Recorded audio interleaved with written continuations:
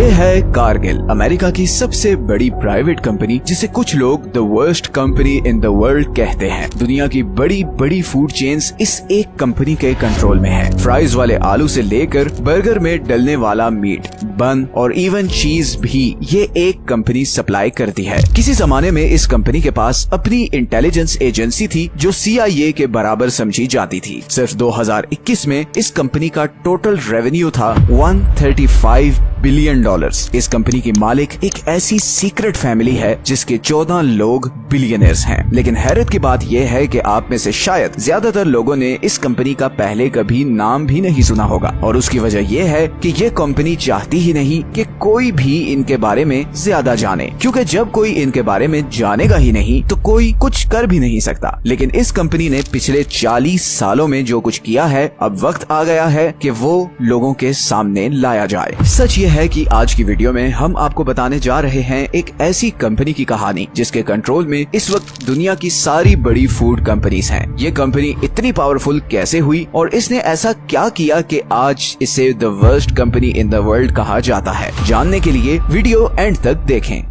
कारगिल यहाँ तक कैसे पहुंची, ये जानने के लिए हमें 127 साल पीछे जाना पड़ेगा। 1865 में विलियम वॉलेस कारगिल ने अमेरिका की स्टेट आयोवा में अनाज स्टोर करने के लिए एक वेयर हाउस बनाया। अब उस जमाने में क्योंकि ट्रांसपोर्टेशन इतनी तेज नहीं थी, तो अनाज को एक जगह से दूसरी जगह पहुँचाने में काफी टाइम लगता था, और इसीलिए इन वेयर हाउसेज की बहुत जरूरत थी। इसी जमाने में अमेरिका में इंडस्ट्रियलाइजेशन तेजी से फैल रही थी और साथ साथ रेल रोड नेटवर्क भी बिछाया जा रहा था। 1875 तक अमेरिका की वेस्टर्न कोस्ट से ईस्टर्न साइड तक रेल नेटवर्क बिछाया जा चुका था, और इसी से फायदा उठाते हुए कारगिल ने भी हर उस जगह अपना वेयर हाउस बना लिया जहां पर ट्रेन की पटरी पहुंचती थी। 1880 में कारगिल ने अपनी बेटे की शादी एक और बहुत बड़े वेयर हाउस चेन के मालिक जॉन H. मैकमिलन की बेटी से कर दी, और इसके बाद 1890 तक पूरे अमेरिका का अनाज स्टोरेज का बिजनेस कारगिल फैमिली के कंट्रोल में आ गया। फिर 1924 में कारगिल ने एक कंपनी खरीदी जिसका नाम था टेलर एंड बॉर्निके।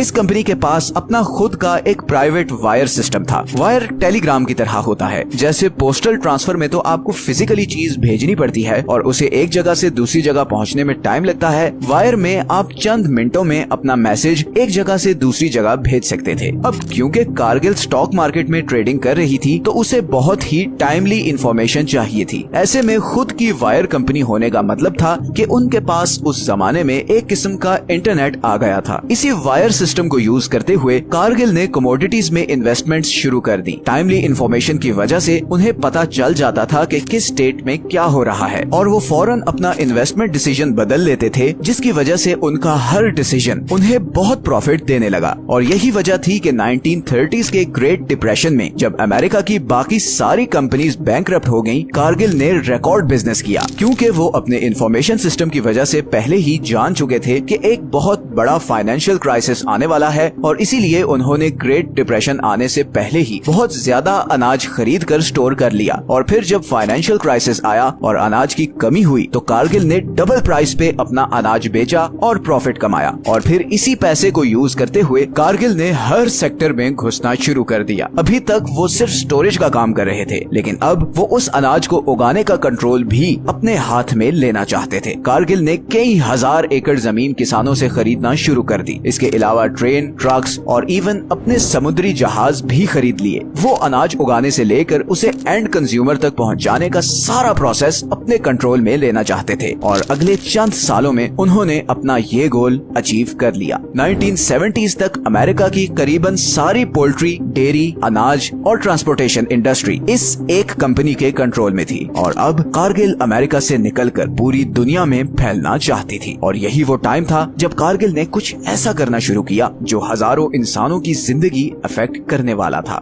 ये वो टाइम था जब बेबी फॉर्मूला मिल्क और चॉकलेट जैसी चीजें मार्केट में आ चुकी थी। असल में चॉकलेट में बहुत ज्यादा प्रॉफिट होता है क्योंकि इसकी डिमांड बहुत ज्यादा है। मतलब अगर हम आज की डेट की बात करें तो हर साल पूरी दुनिया में करीबन 8 मिलियन टन चॉकलेट खाई जाती है। अब चॉकलेट बनती है कोको से, और ये कोको बहुत ही कम कंट्रीज के पास है। पूरी दुनिया का 70% कोको इधर अफ्रीकन कंट्रीज जैसे नाइजीरिया, आइवरी कोस्ट, गाना और कैमरून में पाया जाता है, तो दुनिया की अराउंड 80% चॉकलेट इधर अफ्रीका से आती है। इसी प्रॉफिट से फायदा उठाने के लिए कारगिल ने बड़ी बड़ी कंपनीज के लिए कोको सप्लाई करना शुरू कर दिया। इन कंपनीज में नेस्ले, मार्स और हर्शीज शामिल हैं। कारगिल ने सबसे पहले फिलीपींस और ताइवान में कोको के प्लांट्स लगाए और वहाँ के जंगलों से कोको निकालकर इन कंपनीज को सप्लाई करना शुरू कर दिया। लेकिन यहाँ पर दो प्रॉब्लम्स थी। एक तो यहाँ लेबर लॉज काफी सख्त थे और दूसरा यहाँ आए दिन तूफान आते थे, जिसकी वजह से कोको निकालना और सप्लाई करना कारगिल को बहुत महंगा पड़ रहा था। कारगिल के नजदीक इन दोनों प्रॉब्लम्स का हल सिर्फ एक ही था और वो था अफ्रीका जैसा गरीब कॉन्टिनेंट। 1990s में कारगिल को आइवरी कोस्ट में कोको का एक पूरा जंगल मिल गया और उन्होंने अपना सारा ऑपरेशन फिलीपींस से अफ्रीका शिफ्ट कर दिया। और फिर कुछ साल बाद सन 2000 में एक रिपोर्ट सामने आई जिसने सबके होश उड़ा दिए। रिपोर्ट के मुताबिक 1990s में 12 साल से कम उम्र के हजारों बच्चों को मॉली से आइवरी कोस्ट स्मगल करके ले जाया जाता और उनसे कोको निकालने की मजदूरी ली जाती। इन बच्चों को ना तो सैलरी दी जाती और ना ही प्रॉपर खाना वगैरह दिया जाता। कुछ बच्चों ने तो ये तक बताया कि अगर उनसे कोई गलती हो जाती तो उन्हें उसी दरख्त की टहनियों से मारा जाता और कई बच्चों के तो जिस्म पे चाकू से कट लगाए जाते। और ये सब सिर्फ इसलिए था कि इन गरीब बच्चों के खून पसीने से सस्ता कोको हासिल करके कैडबरी, मार्स और हर्शीज जैसी चॉकलेट बनाई जाए। करप्शन और गरीबी की वजह से इन कंट्रीज की गवर्नमेंट्स थोड़ी सी रिश्वत के बदले इन सब रिपोर्ट्स पर आंखें बंद कर लेती थी। 2005 में इंटरनेशनल लेबर राइट्स फंड ने एक रिपोर्ट पब्लिश की जिसमें ये लिखा हुआ था कि ये सारे लेबर कैंप्स कारगिल की डायरेक्ट निगरानी में चल रहे थे। इस रिपोर्ट पर कारगिल पर केस भी हुआ जो अभी तक लोकल कोर्ट्स में चल रहा है। खैर, कारगिल को इस सारे मामले से कोई फर्क नहीं पड़ा और वो अपना बिजनेस बढ़ाती रही। 2019 में कारगिल ने आइवरी कोस्ट और गाना में 113 मिलियन डॉलर्स के कोको प्रोसेसिंग प्लांट्स लगाए और दूसरी तरफ वो प्रेस में ये कहते रहे कि हम चाइल्ड लेबर के बहुत खिलाफ हैं। लेकिन ऑब्वियसली ये सब सिर्फ एक मीडिया स्टंट था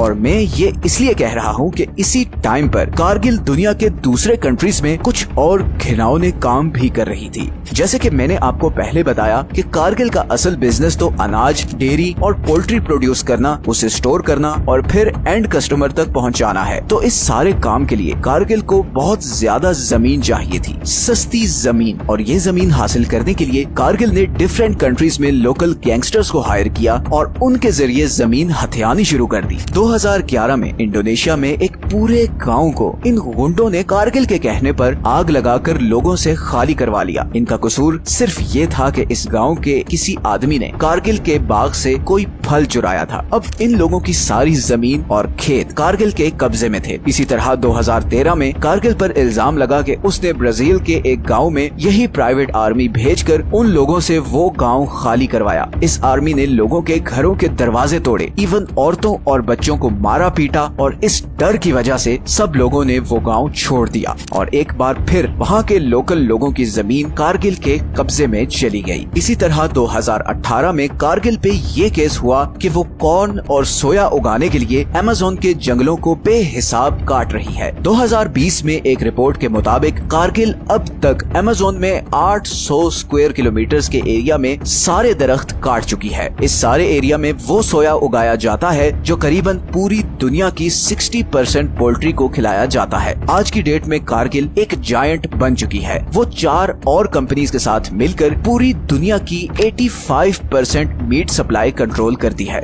ज्यादातर फास्ट फूड कंपनीज की सप्लाई इन्हीं के कंट्रोल में है और ये मजे मजे के बर्गर्स, चिकन पीस और चॉकलेट्स के पीछे बहुत ही घिनौने कारनामे छुपे हैं। लेकिन इस सब के बावजूद आपको पता भी नहीं चलता कि पीछे डोरियां हिलाने वाला आखिर है कौन। हमारे यहाँ खास तौर पर थर्ड वर्ल्ड कंट्रीज में बड़ी बड़ी मल्टीनेशनल्स की चीजें यूज करना बड़े गर्व और फख्र की चीज समझा जाता है। हम लोगों को बड़ा ट्रस्ट होता है कि ये बाहर की कंपनीज हैं तो इनकी हर चीज अच्छी ही होगी और अगर वो हो भी गोरी चमड़ी वाले कंट्री से तो फिर तो क्या ही बात है। बगैर कोई रिसर्च किए किसी कंपनी की क्या हिस्ट्री है या उसके ऑपरेशंस कैसे चल रहे हैं, हम दौड़ पड़ते हैं उसकी चीजें यूज करने। सबसे बड़ी ताकत नॉलेज है। है और मेरी यही कोशिश है कि आप एटलीस्ट इन्फॉर्म्ड हो कि दुनिया में हो क्या रहा है। Right knowledge leads to right action. सही इल्म ही सही अमल की तरफ लेकर जाता है। अगर आपको ये वीडियो अच्छी लगी है तो इसे बाकियों के साथ जरूर शेयर करें और इसी तरह हमें कमेंट्स में टॉपिक सजेस्ट करते रहे। ये हैं वो सारे सोर्सेज जहां से हमने इस वीडियो के लिए कंसल्ट किया है। मिलते हैं नेक्स्ट वीडियो में एक और इंटरेस्टिंग टॉपिक के साथ। अपना ख्याल रखें।